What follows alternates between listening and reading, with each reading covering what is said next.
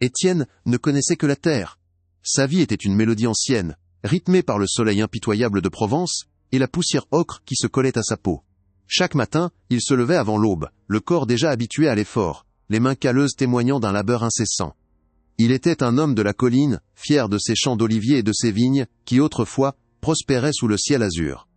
Il y avait une honnêteté brute dans sa routine, une connexion profonde avec le cycle des saisons qui lui avait été transmise par son père et le père de son père. Il ne se voyait pas autrement, ne désirait rien d'autre que la simple satisfaction de voir la vie jaillir du sol qu'il chérissait. Était là son royaume et sa raison d'être. Mais cette année-là, le ciel était devenu un ennemi silencieux et cruel. Le soleil, jadis un allié généreux, était transformé en une fournaise qui brûlait tout sans pitié. Pas une seule goutte de pluie, était venue apaiser la soif de la terre depuis des mois.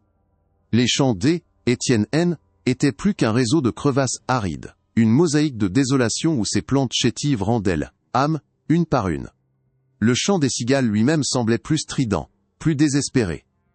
Chaque jour qui passait était une nouvelle blessure à son orgueil d'agriculteur, le spectacle de ces cultures mourantes le rongeant de l'intérieur, nourrissant une impuissance qui se muait lentement en une colère sourde et dangereuse. Les anciens du village, le visage buriné comme l'aile, écorce des chaînes séculaires, se contentaient de prier. Ils se réunissaient sur la place, leur voix basse marmonnant des suppliques à des saints oubliés, leur patience aussi infinie que la sécheresse elle-même. Ils avaient la sagesse de ceux qui ont tout vu. Ils savaient que la nature donne et que la nature reprend, et qu'il n'y a rien d'autre à faire que de courber l'aile, échine, et d'attendre.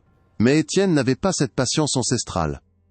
Pour lui, attendre était synonyme de défaite. Il voyait leur résignation comme une faiblesse, une acceptation passive de leur ruine. Une flamme de défi brûlait en lui, un désir ardent de forcer la main du destin et de reprendre le contrôle que la nature lui avait volé. Aux confins de sa propriété, à l'ombre d'un figuier mort, se trouvait un lieu que tous évitaient, le puits aride. Ce était pas seulement un puits asséché, était une cicatrice dans le paysage, une bouche de pierre silencieuse, qui semblait avaler la lumière et le son. Personne ne s'en approchait. Les histoires que l'on se chuchotait à la veillée parlaient d'une construction maudite, non pas vide, mais pleine de quelque chose de bien pire que l'absence d'eau. On disait qu'il était rempli échos avides, de regrets anciens et de promesses brisées. Grand-mère Madeleine affirmait que le puits n'attendait que les cœurs désespérés pour leur murmurer des mensonges, une légende Étienne avait toujours balayé d'un revers de main, comme une superstition de vieille femme. Une nuit, alors que la lune était un éclat blafard dans un ciel sans étoiles, le désespoir l'emporta. L'image de ses champs assoiffés, de son héritage se muant en poussière, devint insupportable. La colère et l'orgueil firent taire la prudence. Les avertissements de grand-mère Madeleine, les regards craintifs des villageois, tout cela évanoui face à l'urgence de sa ruine. Il se répéta que ce était que des contes pour effrayer les enfants. Saisissant un vieux seau en bois et une corde rugueuse, il quitta la sécurité de sa ferme. Chaque pas vers le puits aride était un acte de rébellion, une transgression consciente contre les lois non écrites de sa terre. Il allait prendre ce que le ciel lui refusait. L'air autour du puits était anormalement froid, stagnant.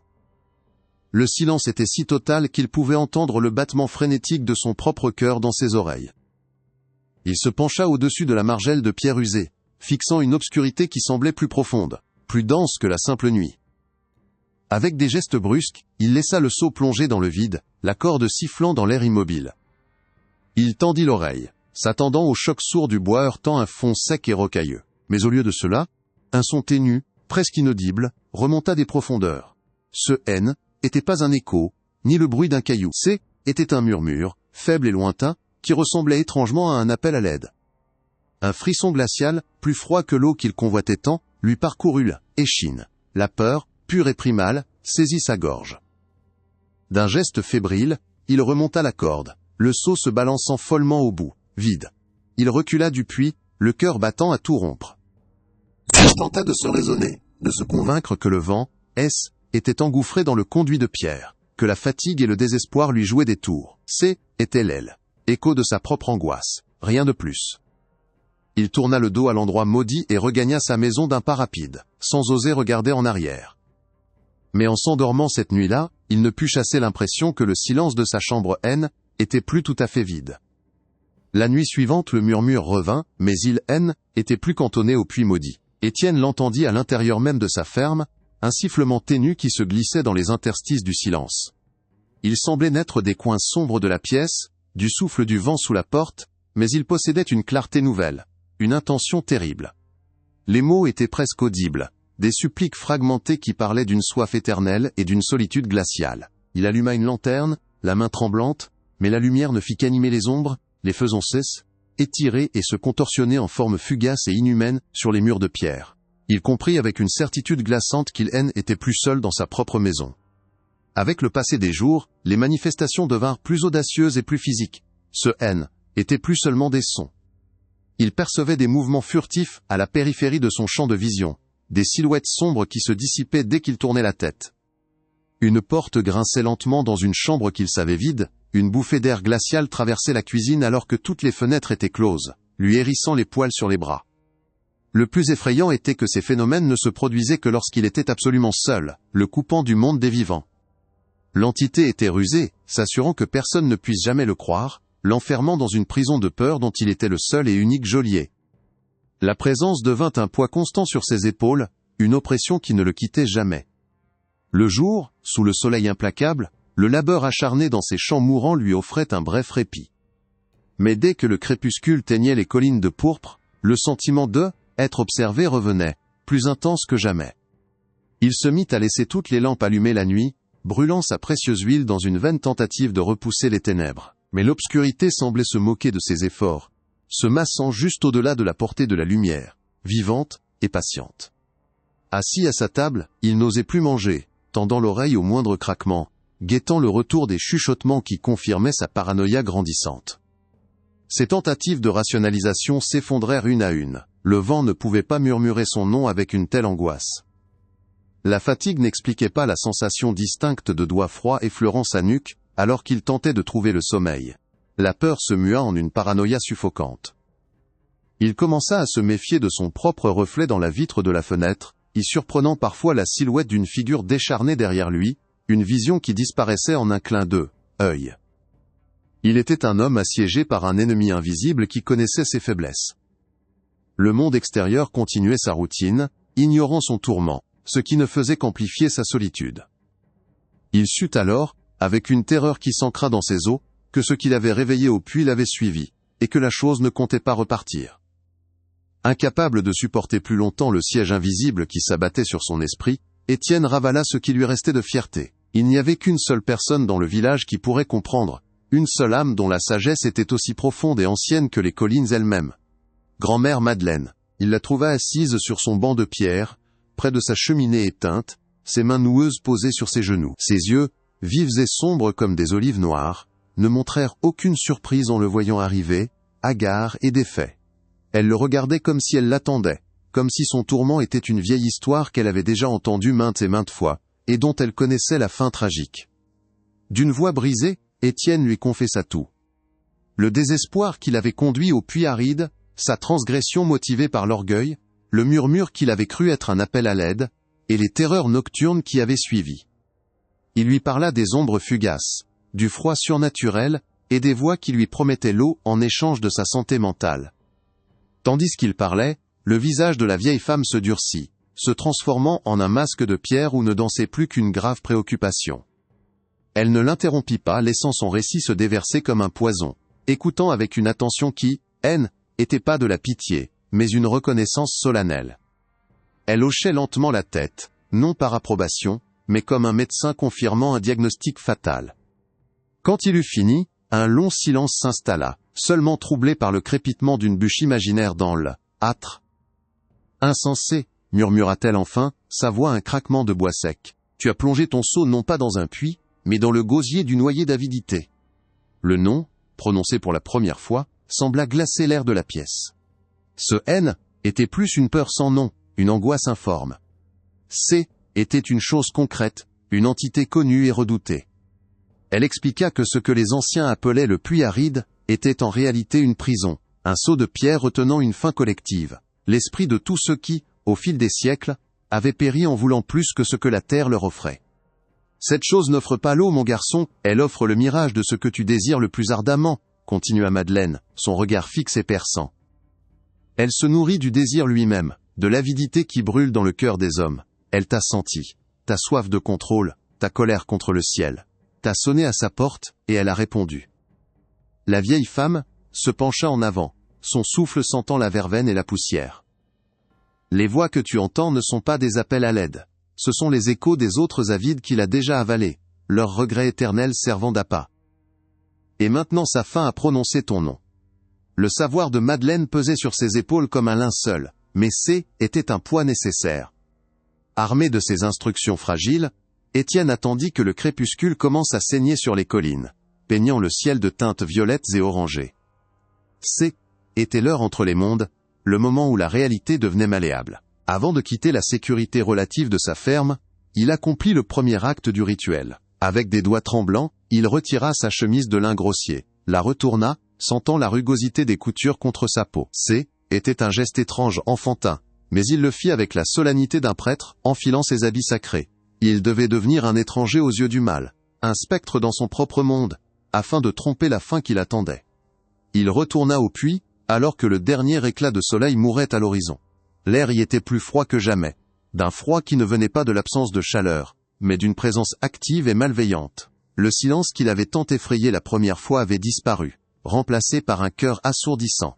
Les murmures étaient plus des suppliques lointaines, mais des promesses criées directement dans son esprit. Elle lui offrait des pluies infinies, des récoltes si abondantes que ses greniers en éclateraient, la richesse et le respect de tous.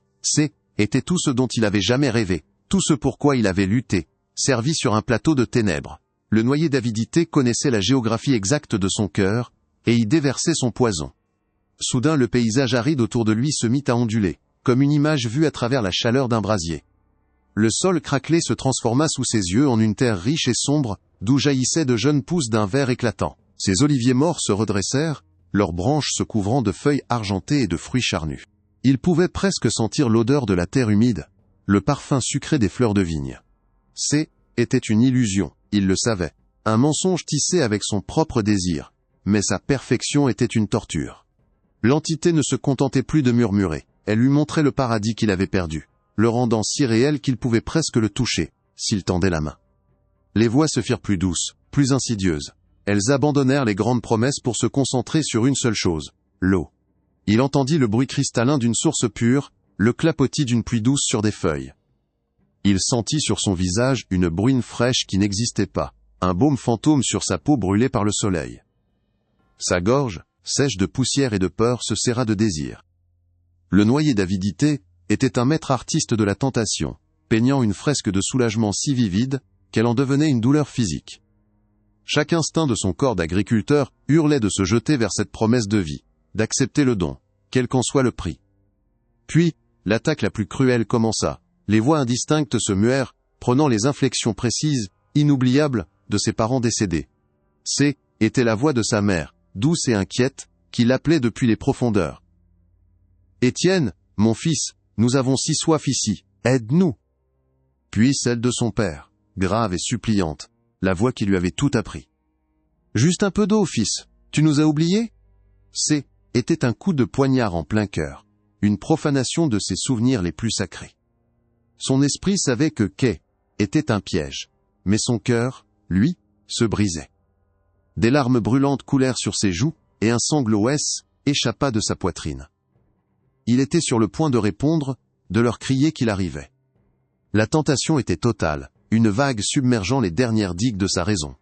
Répondre. Juste un mot. Un simple mot pour apaiser la douleur de ses parents fantômes. Sa bouche s'ouvrit, le son se forma dans sa gorge. Il allait céder. Il allait être emporté par ce chagrin fabriqué, devenir un autre écho suppliant dans les ténèbres. Mais alors qu'il prenait son souffle pour parler, le visage sévère de grand-mère Madeleine traversa son esprit, ses yeux noirs le fixant avec une urgence terrifiée. « Quoi que tu entendes, ne réponds pas. » Cet avertissement, cette dernière ancre à la réalité, le frappa avec la force d'un coup de foudre. Le souvenir de sa voix était plus réel que les mensonges qui l'assaillaient. Avec un tremblement qui secouait tout son corps, il obéit à la dernière instruction. Il porta sa main à sa bouche et mordit son pouce. Il mordit avec la force du désespoir, ignorant la douleur fulgurante, pour ne chercher qu'une seule chose. Il sentit la peau céder, puis le goût métallique et chaud de son propre sang inonda ses sens. C était un goût âpre, réel, vivant. Le goût de sa propre vie, de sa propre chair, un choc sensoriel si puissant, qu'il déchira le voile de l'illusion. Ce N était pas l'eau promise, mais le fluide de sa propre existence, et C était suffisant pour lui rappeler ce qui était en jeu. Le sang dans sa bouche était le sceau qui fermait la porte. L'effet fut instantané et violent. Le chant verdoyant S évapora en un nuage de poussière. L'odeur de terre humide fut remplacée par la puanteur de la stagnation et de la décomposition. Les voix de ses parents se tordirent, se transformant en un hurlement inhumain, un cri de rage et de faim contrarié, qui sembla faire vibrer les pierres du puits. C était le son d'une bête affamée à qui l'on arrache sa proie au dernier moment. Une onde de choc invisible le projeta en arrière, le faisant tomber lourdement sur le sol aride. La pression dans l'air disparut, le froid surnaturel se dissipa, et le silence, un vrai silence vide et pur, retomba sur la colline. Étienne resta là, à bout de souffle, le cœur battant à rompre. Le goût de son sang était encore sur sa langue, un rappel cuisant de sa victoire précaire. Le monde était redevenu ce qu'il était, sec, impitoyable, mais réel. Le noyé d'avidité avait été repoussé. Le lien forgé par son orgueil avait été rompu par un acte de douleur et d'humilité. Tremblant de tous ses membres, il se releva péniblement, le dos tourné à la bouche de pierre silencieuse. Il ne se permit pas un seul regard en arrière. Il s'éloigna en chancelant dans la nuit naissante, emportant avec lui la connaissance terrible que certaines soifs ne doivent jamais être étanchées. L'aube se leva sur un monde rendu au silence. Le premier rayon de soleil, timide et doré, toucha la colline et dissipa les dernières ombres de la nuit. Étienne gisait sur le sol dur, son corps entier secoué non plus par la peur, mais par les soubresauts d'un épuisement absolu qui avait vidé jusqu'à la moelle de ses os. L'air était redevenu neutre, portant l'odeur familière de la terre sèche et du thym sauvage. Le froid surnaturel S était retiré dans les profondeurs du puits, laissant derrière lui une quiétude presque douloureuse. Il n'y avait plus de promesses, plus de suppliques, plus de haine chuchotée, il n'y avait que le retour lent et pénible à la réalité. Il se releva avec la raideur d'un vieillard, chaque muscle criant sa protestation. Il était en vie, mais la victoire n'avait aucun goût de triomphe. Elle avait celui, amer, du sang séché dans sa bouche. Le chemin du retour vers sa ferme fut un pèlerinage hagard à travers un paysage qu'il ne reconnaissait plus vraiment. Les oliviers tordus, la terre craquelée, les pierres grises sous la lumière naissante, tout était identique, et pourtant fondamentalement étranger. C était son regard qui avait changé, la colère qui l'avait consumé, cet orgueil d'agriculteur qui se croyait maître de son destin, sa robe, était éteinte, remplacée par une humilité vide et craintive. Il posa les yeux sur ces champs assoiffés, non plus avec le désir de les conquérir, mais avec la résignation d'un homme qui a compris les limites terribles de sa propre volonté. Il avait voulu forcer la main de la nature et avait senti en retour l'eau menselorlu, étreinte glaciale d'une chose bien plus ancienne. La sécheresse de sa terre N était plus une malédiction à combattre, mais une vérité qu'il devait désormais accepter.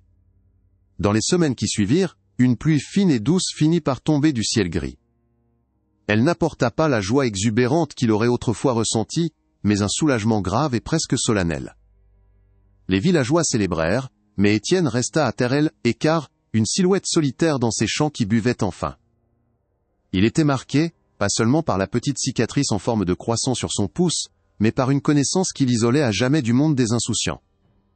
Il ne regarda plus jamais un puits de la même manière, et chaque fois qu'il buvait de l'eau, il le faisait avec une sorte de révérence mêlée de crainte. Il avait appris de la plus brutale des manières que la terre ne doit rien. Elle donne et elle reprend, et dans les silences entre les deux, des fins anciennes attendent que l'avidité des hommes leur ouvre la porte. Écoutez bien cette histoire. Car ces règles sont écrites dans la terreur et la poussière. Ne vous approchez jamais des lieux oubliés, de ces cicatrices dans le paysage que vos aînés vous apprennent à craindre. Leur mémoire n'est pas faite de superstitions, mais de leçons payées avec des âmes. Le noyé d'avidité est toujours à l'orque, écoute, patient dans son silence aquatique. Il ne se réveille que lorsqu'un cœur désire avec trop de force ce qui ne lui a pas été donné, lorsque l'orgueil cherche à commander aux cieux. La colère d'Étienne, sa soif de contrôle, fut la cloche qui le tira de son sommeil. Prenez garde, car cette faim ne dort jamais vraiment. Elle attend simplement le bon appel, le bon désespoir pour se manifester à nouveau et réclamer son dû. sachez que l'entité ne promet que des mirages. Elle tisse des illusions avec les fils de vos désirs les plus profonds, vous montrant un paradis pour mieux vous entraîner en enfer. Les voix que vous pourriez entendre ne sont pas des âmes en peine cherchant du secours. Ce sont des hameçons, les échos éternels des autres avides qu'il a déjà consumés, leurs regrets servant d'appât pour le suivant. Il offre tout, mais sa seule et unique générosité est un tombeau d'eau sombre, et une éternité passée à murmurer votre propre erreur dans les ténèbres. Le prix de son cadeau est de devenir une nouvelle voix dans son cœur de désespéré, un nouveau leurre pour une autre âme orgueilleuse et assoiffée. Si jamais le malheur vous mène à entendre son appel, si un murmure vous promet ce qui vous manque cruellement, il existe des défenses. La première et la plus importante est le silence. Ne répondez jamais. Votre voix est la clé qui ouvre la serrure de votre âme à son influence. Pour vous dérober à son regard affamé, retournez vos vêtements. Ce simple geste de confusion, ce défi aux conventions du monde visible, vous rendra étranger à ses yeux, un spectre qu'il ne peut reconnaître. Et si la tentation devient une torture, si les voix de vos chers disparus vous déchirent le cœur, mordez votre propre chair. Le goût âcre et métallique de votre sang est une encre à la réalité, un rappel brutal de la vie que vous risquez de perdre. L'histoire d'Étienne est une carte gravée dans la peur. Elle nous enseigne l'humilité. Contentez-vous du soleil et de la pluie que le ciel décide de vous donner, car la terre ne doit rien à personne. Apprenez à endurer la sécheresse du corps, pour ne jamais souffrir de la sécheresse de l'âme. Car un désir trop ardent, un souhait cupide murmuré dans l'obscurité d'un lieu maudit, est une invitation. Et c'est une invitation qui, si elle est acceptée, vous coûtera bien plus que vos récoltes. Elle vous coûtera votre écho dans le monde des vivants, vous transformant en un murmure pour elle, éternité.